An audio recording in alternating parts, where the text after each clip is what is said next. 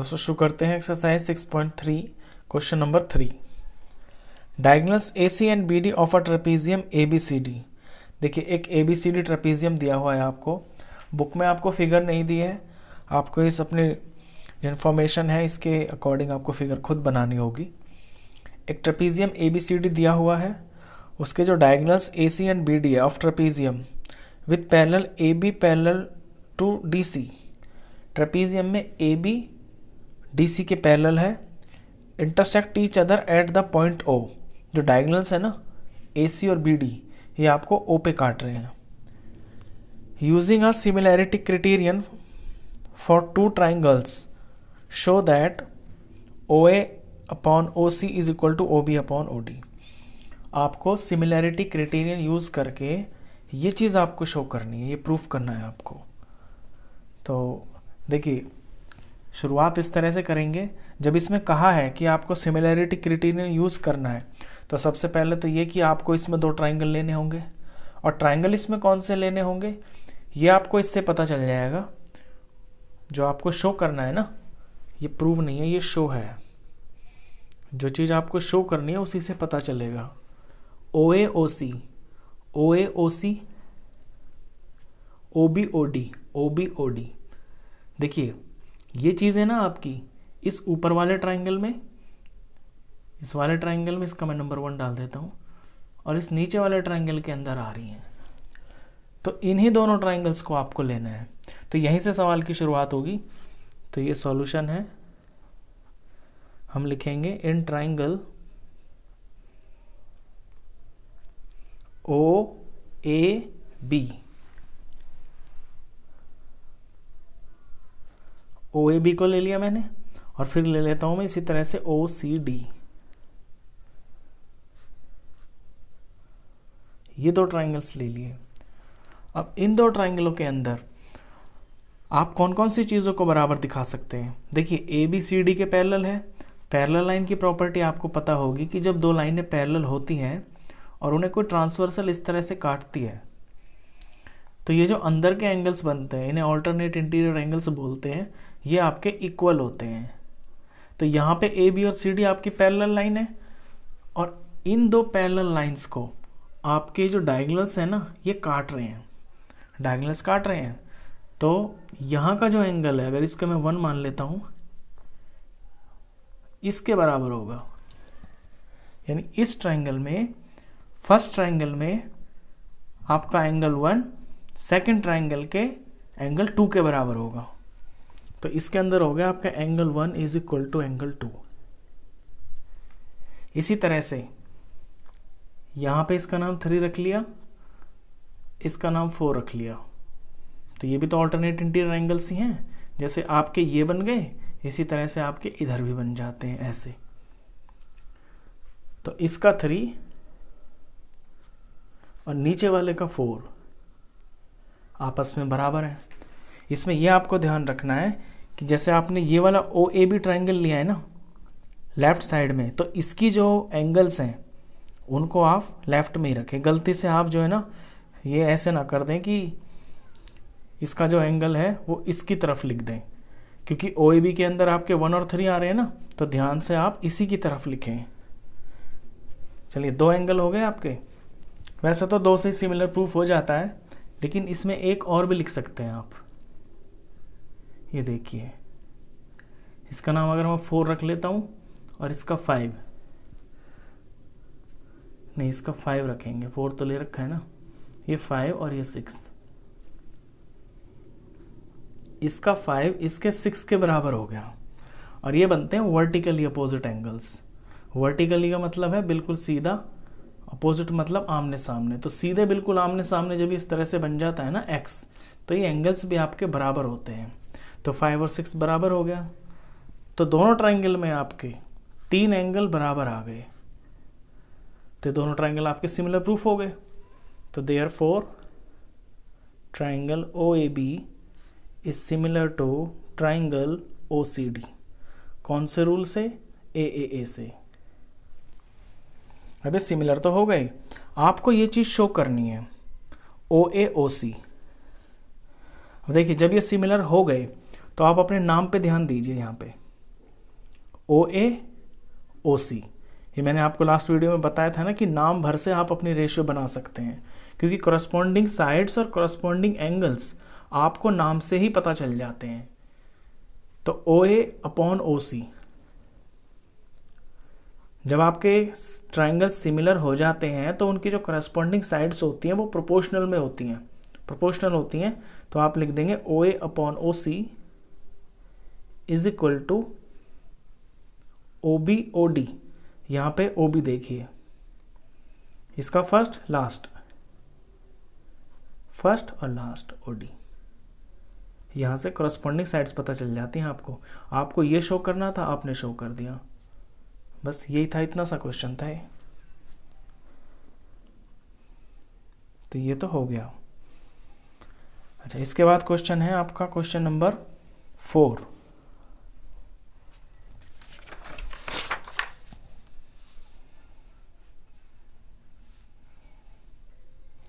Question 4 की language है in figure 6.36। ये बुक में आपकी फिगर है 6.36। QR अपॉन QS, यानी कि ये QR है, Q से लेके R तक, Q से R अपॉन QS का रेशियो दिया हुआ है is equal to QT upon QT upon PR। यहाँ तक दिया हुआ है, ये दो चीज़ें गिवन है ना, ये QR upon QS is equal to QT upon PR। और दूसरी चीज़ दे रखी है and angle 1 is equal to angle 2। Angle 1 को देखिए आप, यहाँ पे है ये Q पे, और एंगल 2 आपका यहाँ पे बना हुआ है, ये रहा, ये बुक में शो है आपको। एंगल 1 और 2 एंगल दोनों बराबर हैं। आपको शो करना है कि PQS, ये ट्राइंगल PQS जो है, PQS ये छोटा वाला ट्राइंगल, P से Q, Q से S, ये छोटा वाला ट्राइंगल बन रहा है, सिमिलर टू ट्राइंगल TQR। और TQR आपका बड़ा वाला ट्राइंगल बन रहा है, ये छोटा और ये बड़ा, आपको सिमिलर प्रूफ करना है।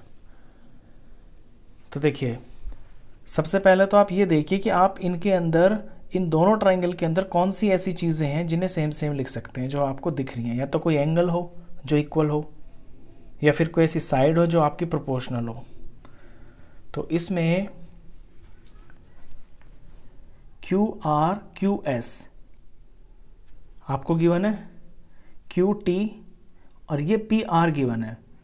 मैं यहीं से शुरुआत करता हूँ सवाल की, क्योंकि सबसे पहले इसी को लिखते हैं, QR upon QS is equal to QT upon PR। अब देखिए, QR और QS ये बड़े ट्राइंगल की एक साइड हो गई और QS छोटे ट्राइंगल की एक साइड हो गई। ऊपर की तरफ QT बड़े ट्राइंगल की साइड हो गई, और PR, लेकिन PR तो बड़े, इसमें छोटे वाले ट्राइंगल में नहीं आ रही ना, इस तरफ नहीं आ रही ना, एक करस्पॉन्डिंग वैसे कहीं भी नहीं आ रही है, बाहर आ रही है। तो इस PR की जगह पे, यहाँ पे इस PR की जगह पे मैं QP लिख सकता हूँ। देखिए, मैं QP इसलिए लिख सकता हूँ क्योंकि आप इस ट्राइंगल पे ध्यान दीजिए, PQR, इन ट्राइंगल PQR ये एंगल बराबर है, एंगल 2 और एंगल 1 आपके बराबर है। तो बराबर जो एंगल होते हैं ट्राइंगल के, उसके सामने की जो साइडें होती हैं ना, वो आपकी बराबर होती हैं। ये एक रूल है कि अपोजिट एंगल्स अगर बराबर हैं तो उनके अपोजिट साइड्स जो है ना वो बराबर होती हैं। तो यानी कि इस ट्राइंगल के अंदर जो PR है और जो QP है वो बराबर है। तो यहाँ पे जो PR है ना, सिंपल इसकी जगह पे मैं QP उतार लेता हूँ, बाकी सारा सेम।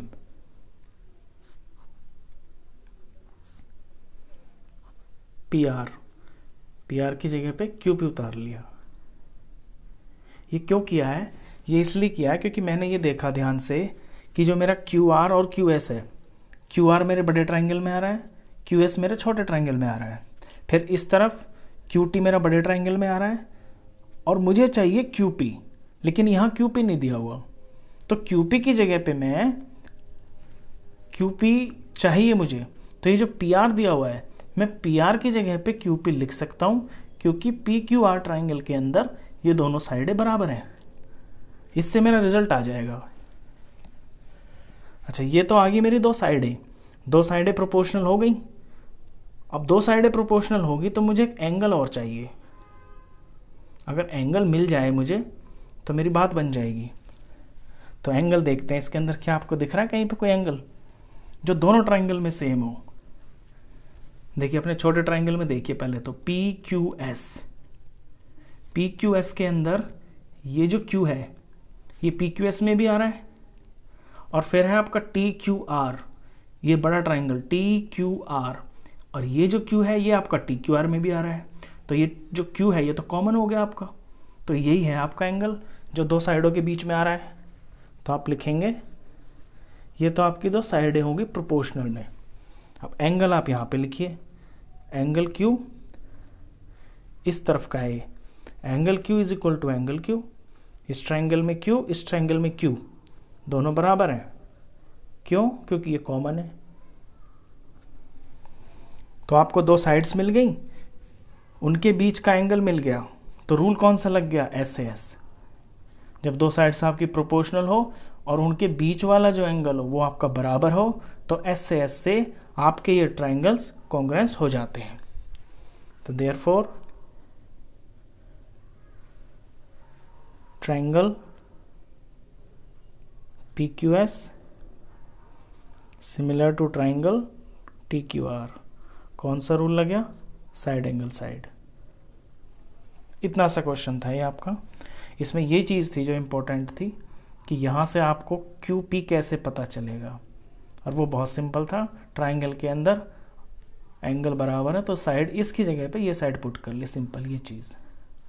छोटा सा क्वेश्चन था। चलिए क्वेश्चन 5 करते हैं।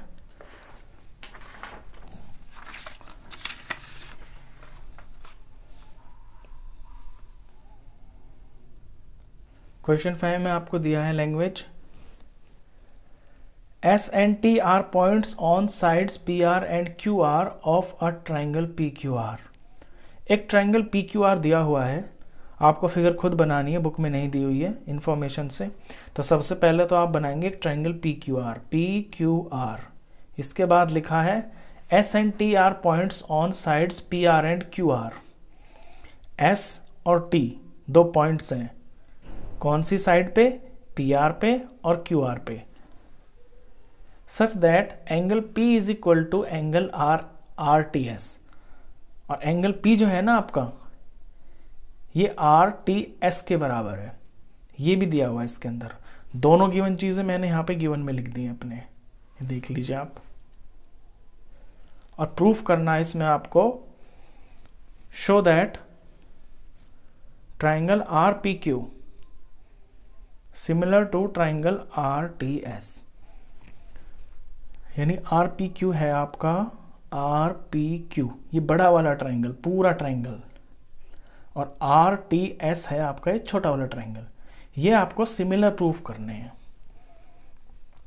अब सिमिलर प्रूफ करने के लिए आपको इनमें एंगल्स पे ध्यान दीजिए आप। आपको इन दोनों ट्राइंगल में कोई एंगल सेम दिखाई दे रहा है? देखिए पूरे बड़े वाले ट्राइंगल में मुझे P दिख रहा है और छोटे वाले ट्राइंगल में मुझे ये T दिखाई दे रहा है। तो P और T तो आपस में बराबर है, ये तो क्वेश्चन में गिवन है। इससे अलग कुछ दिख रहा है आपको? एंगल R, क्योंकि एंगल R जो है ना आपका वो PQR में भी आ रहा है और एंगल R आपका RTS के अंदर भी आ रहा है। तो एंगल R इसके अंदर कॉमन है। अब दोनों ट्राइंगल के अंदर आपके दो एंगल्स सेम आ गए, तो ए प्रॉपर्टी से ये सिमिलर हो गए। बहुत छोटा सा क्वेश्चन है। चलिए यहां से सॉल्यूशन है। In triangle RPQ and triangle RTS, RPQ के अंदर और RTS के अंदर, इधर तो है आपका एंगल P, इधर किसके बराबर है? एंगल T के बराबर। ये एंगल टी ले लिया मैंने, दोनों बराबर गिवन में ही है, बुक में दिया हुआ है। यहाँ पूरा RTS लिया हुआ है, मैंने सिर्फ टी ले लिया क्योंकि ये इस ट्रायंगल के लिए एंगल है ना, तो अकेला भी लिख सकता हूँ मैं इसको। अच्छा, दूसरा ये जो R है ये RPQ के अंदर भी आता है और ये R आपका RTS के अंदर भी आ रहा है ये चीज़। तो angle R is equal to angle R, इसका रीज़न है कॉमन और इसका रीज़न है गिवन। तो एंगल और एंगल से हो गए आपके सिमिलर प्रूफ। ये जब आपको दो एंगल पता चल जाए सेम है तो दो एंगल से भी आपके ट्रायंगल सिमिलर प्रूफ हो जाते हैं। Therefore triangle RPQ similar to triangle RTS। बस इतना सही क्वेश्चन था ये। चलिए इससे नेक्स्ट क्वेश्चन करते हैं, क्वेश्चन नंबर 6।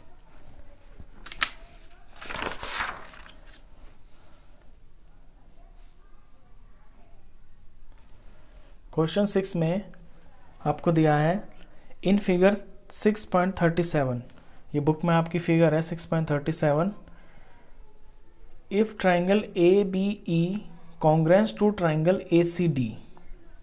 देखिए ABE ये इस तरफ वाला पतला वाला ट्राइंगल दे रखा है, ये कॉन्ग्रेंस है, ये निशान जो होता है ना कॉन्ग्रेंस का होता है ACD यानी इधर का ABE इधर के ACD के कॉन्ग्रेंस है, ये गिवन है। आपको शो करना है कि triangle ADE similar to triangle ABC। ADE ऊपर वाला छोटा सा ट्राइंगल ये ऊपर, और फिर आपका ये पूरा ABC ट्राइंगल, ये आपके सिमिलर है, ये आपको प्रूफ करना है। तो देखिए अपने जो इन्फॉर्मेशन है कॉन्ग्रेंस इसी से स्टार्ट करते हैं। कॉन्ग्रेंस आपको पता है कि जो चीज़ें कॉन्ग्रेंस होती है ना वो सारी की सारी उसकी जो करस्पॉन्डिंग साइड्स होती हैं, करस्पॉन्डिंग एंगल्स होते हैं, वो आपके बराबर होते हैं। तो पहले हम इस चीज़ को उतार के इसकी जो साइड्स हैं ना उन्हें बराबर शो करते हैं। Since triangle ABE congruence to triangle ACD, तो इसमें आपकी कौन कौन सी साइड बराबर हो जाएंगी? देखिए नाम से ही पता चल जाता है, अगर नाम ठीक लिखा है ना तो नाम से ही पता चलेगा। करस्पॉन्डिंग साइड्स और करस्पॉन्डिंग एंगल्स आपको नाम से ही पता चल जाते हैं। AB, इसका AB इसके AC के बराबर होगा, यानी ये AB जो है ना आपका ये इधर AC के बराबर होगा। फिर BE आपका CD के बराबर होगा। BE कहाँ है आपका? ये वाली साइड। इस ट्राइंगल का BE इस ट्राइंगल के CD के बराबर होगा। फिर लेते हैं EA, इसके हिसाब से ये बन जाएगा DA। तो इसका EA इस वाले ट्राइंगल का EA यानी इस वाले का ये EA और ये बराबर हो जाएगा इसके DA के बराबर। तो ये तो लिखे हैं हमने कॉन्ग्रेंस के आधार पे। अच्छा अब चलाते हैं अपना सवाल। देखिए जिन दो ट्राइंगल्स को आपको सिमिलर प्रूफ करना है उन ट्राइंगल को लिखते हैं पहले। In triangle ADE and triangle ABC। ADE के अंदर और ABC के अंदर आप क्या क्या लिख सकते हैं? ये जो AD है ये पूरा AB है, यहाँ पे ये AE, यहाँ पे ये AC। देखिए क्या मैं इसे ऐसे लिख सकता हूँ AD upon AB, AD upon AB। ये मैंने क्यों लिखा भी बताता हूँ मैं आपको। AD अपॉन AB इस बड़े ट्राइंगल का लेफ्ट साइड में छोटा पार्ट अपॉन पूरा बड़ा पार्ट AD अपॉन AB, और इधर राइट साइड में AE अपॉन AC। ऐसा क्यों लिखा मैंने? ऐसा ना मैंने ये जो मेरी तीन इंफॉर्मेशन दे रखी है ना तीनों साइड्स बराबर, यहीं से लिखा है। क्यों? देखिए अगर AD EA के बराबर है तो मैंने यहाँ AD लिखा इज इक्वल टू EA लिखा, ये बराबर है ना ये दोनों साइड है। और मेरा ए बी और ए सी भी आपस में बराबर है, तो फ्रैक्शन तो बिल्कुल सेम हुआ। फॉर एग्जांपल ये दोनों आपकी 2 इज इक्वल टू 2 हैं, ये दोनों 2 2 हैं, और ये आपकी हैं 6 इज इक्वल टू 6, यानी दोनों 6 6 हैं। तो मैंने जस्ट क्या लिखा है, A D upon A B यानी 2/6, और यहां पे क्या लिखा है 2/6 ए सी। तो फ्रैक्शन पे तो कोई फर्क नहीं पड़ा ना, ये यहां से लिखे हैं मैंने, ऐसे लिख सकते हैं आप, क्योंकि ये चीज़ें आपकी इक्वल दी हुई हैं ऊपर। अब बड़े ट्राइंगल में आपने देखा कि देखिए A D upon A B A E upon A C के बराबर हो गई, तो ये तो रेशियोज आ गई। बीपीटी आपने सुना ना, बीपीटी थ्योरम। बीपीटी थ्योरम में क्या होता है कि जब रेशियोज बराबर हो जाती हैं और एंगल कोई कॉमन आ जाए यहां पे, अब सिमिलरिटी बीपीटी थ्योरम में आपने ये पढ़ा था कि लाइन पैरेलल होती हैं तो ये चीज़ें आपकी प्रोपोर्शन में हो जाती हैं।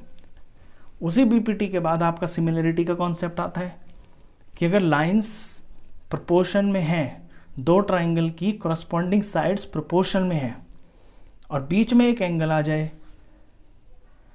तो एस रूल लग जाता है। अब यहां पे आपके बड़े और छोटे ट्राइंगल ना, देखिए ए डी ई के अंदर आपका A D upon A B ये हो गया, और यहां पे आपका ए ई अपॉन ई सी बड़े ट्राइंगल में है ये, और एंगल इनमें कॉमन कौन सा आ रहा है, दोनों में एंगल ए कॉमन आ रहा है। अब ए को आप सिर्फ ए भी लिख सकते हैं क्योंकि ये अकेला ही पॉइंट है, तो यहां पे लिख देते हैं angle A is equal to angle A, ये है आपका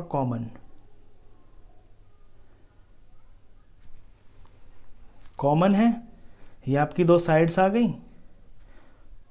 तो साइड एंगल साइड से आपके ये दोनों triangle A D E similar proof हो जाता है ट्राइंगल ए बी सी के।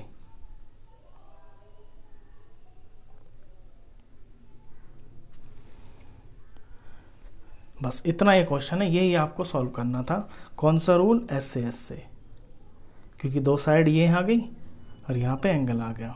इसे मैं एक बार फिर से बताता हूँ आपको। देखिए ए डी ई ट्राइंगल और ए बी सी ट्राइंगल के अंदर ए डी की corresponding A D E triangle में ए डी की जो साइड है ना उसकी कॉरस्पॉन्डिंग बड़े वाले ट्राइंगल में आपकी ए बी आ गई,